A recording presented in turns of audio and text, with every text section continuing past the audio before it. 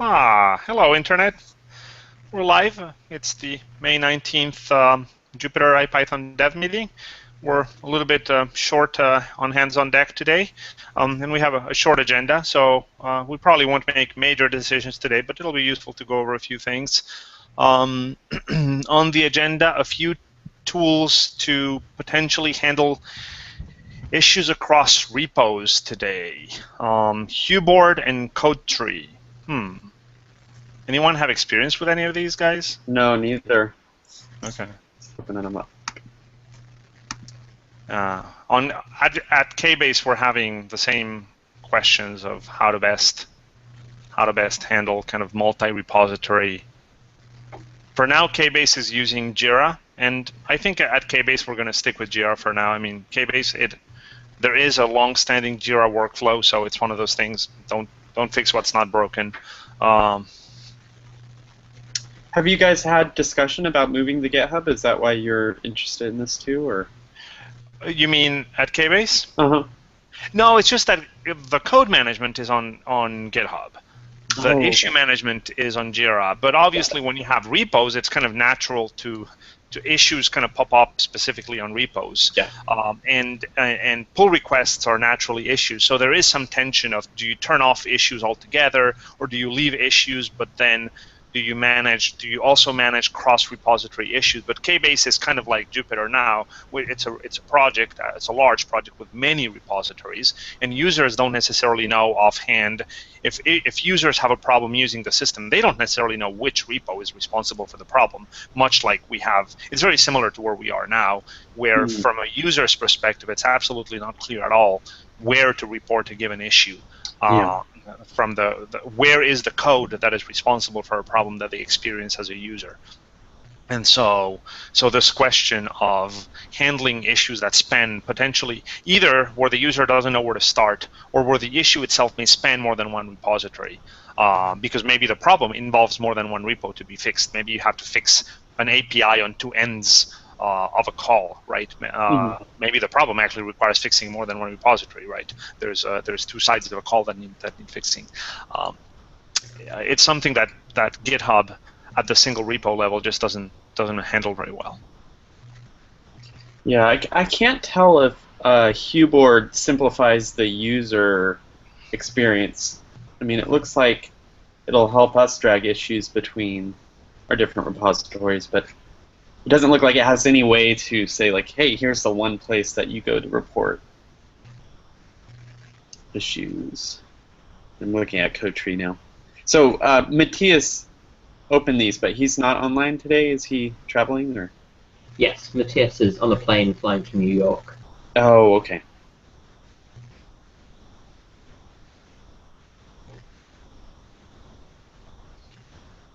Can anyone see? I can't see if Hue Board does multiple repos. Code Tree explicitly says it does multiple repos, but I can't see anything for Hue Board about that. It doesn't seem like. I get the sense that Hue Board is more of one of those Kanban board style things, where it's more about using a board style where you move on a board, which is more about the style of the workflow rather than the issue of do you integrate across repositories, which are really orthogonal questions, right? It's about dragging and how you prioritize and how do you visually organize. It's really about kind of about UX rather than about integration across repos. Now, Code Tree is a different story, right? They seem to be explicitly targeting the problem of multiple repos, advanced filtering and sorting, tracking dependencies between issues and whatnot. That Code Tree seems much more like what we're talking about. Yeah, and then there's that link, the GitHub issue add-ons. Do you guys see that? Looks like that's where he scraped those two from. Okay. I think we tried Waffle before. I didn't like it that much. Yeah, I think we played with Waffle and it didn't seem to add anything kind of significant to our workflow. Yeah. Yeah. Although that was before we had this multiple repos problem, so if it does anything with multiple repos.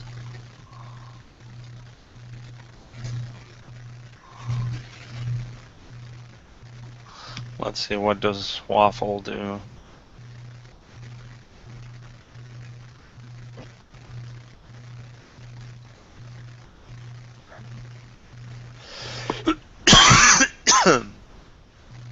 Yeah, again, Waffle seems to be along the lines of Hue Board, or about kind of the dashboard, and the workflow. Yeah. Same thing with ZenHub, which is also on there. Oh no, Waffle does actually say multiple repos on a single board down on it does? additional features. Ah, I missed that.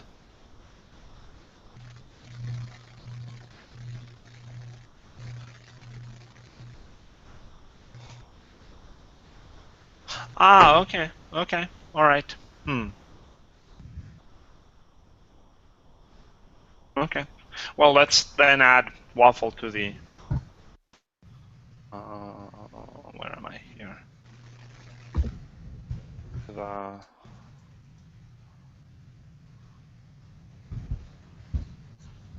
Why is that so? Oh yes, I know why it's so slow, because we're using Hangouts, which is like the JavaScript killer. So Hue Board, not really multi-repo. It's impossible to type with like 2-second latency. Not. Okay, I had a typo.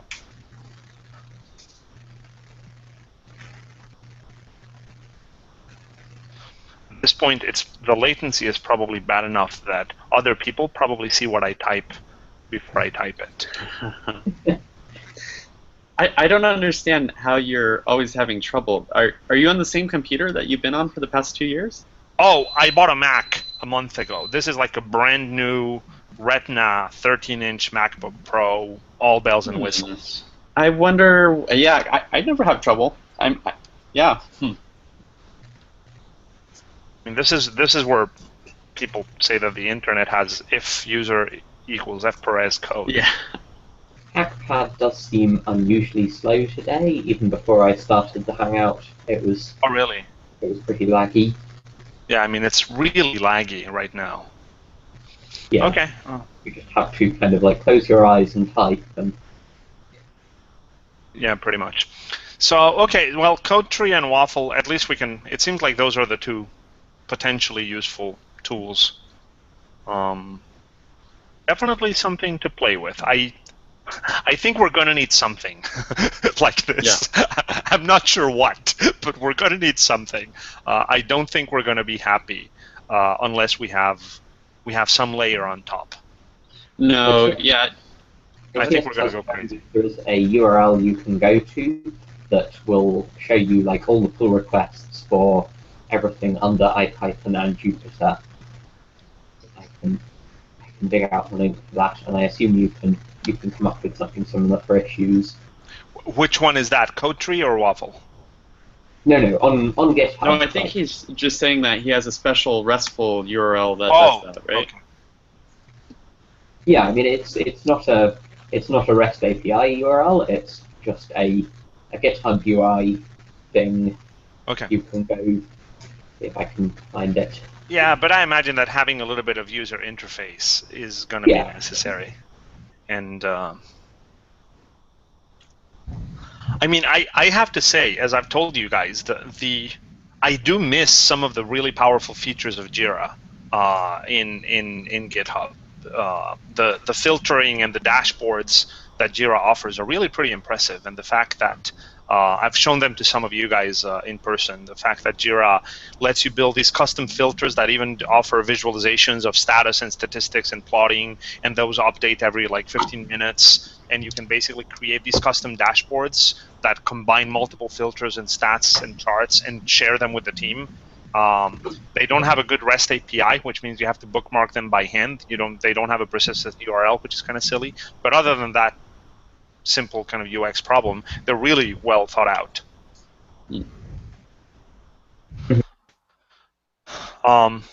Okay. Well, I mean, I guess we're gonna play with Jira as well here, updating Jira, because the one thing that Jira has is that the UI that we're using is really feels a little dated, but it's because we have a fairly old version of Jira.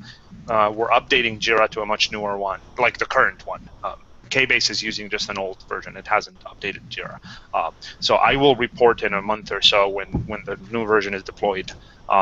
And I'll let you guys know what it feels like. And if I find it particularly good, I'll let you guys know. I can even run a little live demo or something of it. Cool. So yeah, let's at least leave these notes for the others to have a look, and we can report to them. Anything else on this topic? Otherwise, we don't need to spend too much time on it. No, I don't think so. TypeScript. TypeScript, all the things. Mm-hmm. So Matthias asked me to bring up, so he has been trying to use TypeScript for Jupyter Drive stuff, mm-hmm. and he finds that it's like going from the top of the API down is annoying because because you have to fill in all of the kind of like type shims to get it to work. So he said, like, can we start converting some of the bottom layer of stuff to TypeScript so that we can build on top of that. He thinks it will be easier to do it from the bottom up than from the top down. Mm-hmm. So he would like to start doing some of the utils and services stuff into TypeScript. Yeah, I'm kind of tackling the same problem as him from the top down as well. I mean, you can continue without having types, right? I mean, it lets you declare things as any. That's what I've done with the IPython stuff. I just declare it as this anything, and then it doesn't type check any of the IPython namespace. Yes, but you still need these like type shim files even if you're D.ts files. Yeah, Matthias has been having some trouble with those TypeScript files. It turns out that when you tell TypeScript about them, like, you know, if you put it in single quotes it does one thing, and double quotes it does another thing, and oh, interesting. Yeah. Yeah, I haven't had that trouble yet, but I'm all for TypeScripting from the bottom up. I mean, it seems to compile nice JavaScript, and it just kind of makes everything a little more pleasant. Have you had a chance to play with it yet? I have not. I'm in favor of the idea. My only slight concern is that it's not really on a kind of critical path for things that we need to do to get 4.0 out, and I would like to get 4.0 out sooner rather than later, because the backporting stuff to 3.x is a pain. It's horrible. Done manually. So the sooner we can get to 4.0, the sooner we can stop backporting stuff to 3. Yeah. What? Can you give me an update with what's going on in the Berkeley side of things as far as 4.0 goes? Because I can tell you that the widget stuff is pretty much ready if you guys want to cut a 4.0. So I think the things that we want are we want to have at least the vague framework of the documentation. Actually, that's something else we should bring up here. We were talking about it at lunch the other day. But just before we get to that, so documentation and migration, and I know Min has started writing some code for the migration stuff, but Min has, I think, spent the last 3 weekends in different states traveling around. So, I'm sorry, who? Min.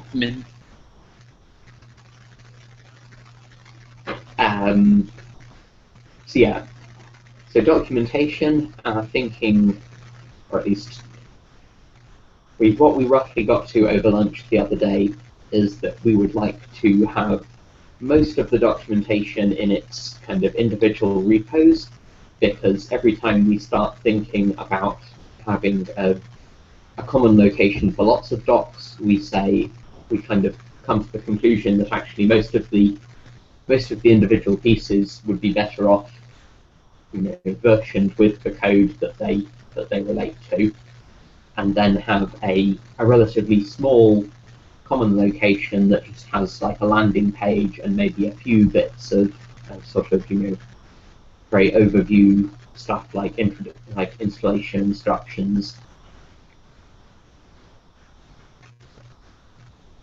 So I made a start on that by moving some docs into the ND format repo, but there'll be quite a bit more to do on that. Did you guys decide where the small common doc repo location would be? No. I would imagine it would probably be just a single repo on Jupyter at the top level. Its own repo?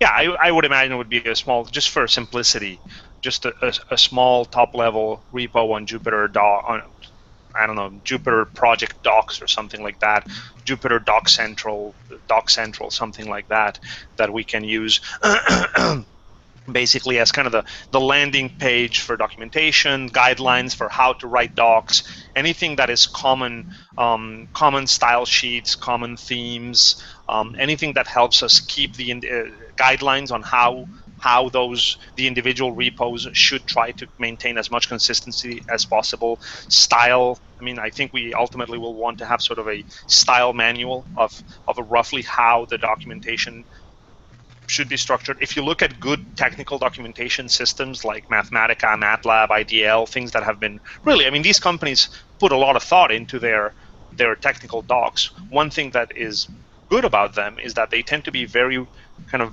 similarly structured, and the advantage of that is that as a user, once you're familiar with the system, you tend to know how to find things just because you learn the patterns, right? You know that the documentation is structured in a similar way, so you know how to find stuff because everything follows a similar pattern, and that's because they have pretty rigid guidelines on how things get written, and everything follows the same pattern. And so I think we want to find that so that whenever you're in the docs, you're not sort of just navigating what feels like a random maze, more or less. But yeah, the need to be able to refer in code examples and in documentation about the specifics of each tool to it makes it very, very difficult to try to put all of that in a separate repo that doesn't talk about, for example, the versions of the code, right? It's extremely difficult to say, put documentation about code in a repo that is independent from the versions of that code. Somehow that information has to be with the code. Yeah. And so probably the best we can do is have as uniform guidelines as we can for that to be documented with the code, and then follow similar patterns in all of those code repos, and then have an overall kind of landing area that guides you that takes users in the right direction, and have the individual ones link back to a common top tree so that you can navigate back up to the top and back in to any of them. Yeah, we had talked about using the Jupyter Meta repository. We're going to have like a Jupyter package that will kind of include everything. We were talking about double purposing that also as a docs repository. Did that? Could be. You guys decide against that since the last time we?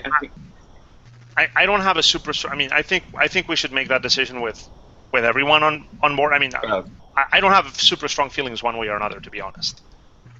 I have a bit of a leaning against doing that. It seems like putting two unrelated things in one repository. Okay, yeah, I was just curious. Yeah, I mean, I think it's worth looking at both sides of it with more people on board and then making a call. I could see Thomas's point. I could imagine arguments the other way. I'm not. Right now, I'm not super strong either way. Sorry. Human subject review. So Nathaniel has been. Unless I didn't mean to cut. since Thomas and I were the ones talking most about this, Jonathan, did you have any other questions on this, or? No, that was it. Thank you. Sure. No, just bringing you up. Go ahead, Thomas. So last week, just to fill you in, Fernando, we talked about the kind of the data collection thing. So you talked with Nathaniel a bit about this idea of collecting data not just on people's IPython and Jupyter, but on the things that they're using in that as well. So I started building out some of the kind of framework that might be necessary for that. And then we talked about it in the meeting last week, and Brian kind of said, "Oh, hang on, I think we might need to do human subject review for this because we're in an academic context." I'm sorry, you cut off. Brian said, and I lost you. Okay, can you hear me now? Yeah, sort of. Yes, I think my computer has warmed up to the point where it's now cutting the CPU down to try to save power. So try to make it cooler. Actually, let's see if I can turn off my camera. That might give it more. Okay, maybe that will make things work better now. Okay. So Brian was saying that he thought because we're in an academic context, we need to get human subject review before we do that, because we'd be publishing some kind of results from it. So I've talked to Nathaniel about this, and he's looked at the Berkeley human subject review guidelines, and he's actually rung people up as well and talked to them. And his belief is that, at least at Berkeley, we only need to get human subject review if the results are kind of like scientifically generalizable. So the example he gives is if we're doing research to say, like, within our interface a blue button works better here than a red button, that's fine, we don't need to get human subject review. But if we're doing research to say that, like, in general blue buttons work better than red buttons, the kind of thing that you could publish in a paper, then we need human subject review. It seems to me a bizarre and arbitrary distinction, but that's what he believes. So I would like to just get Nathaniel, Brian, you, Fernando, and Jess on a conference call at some point, just so we can hash out exactly what we need to do about this.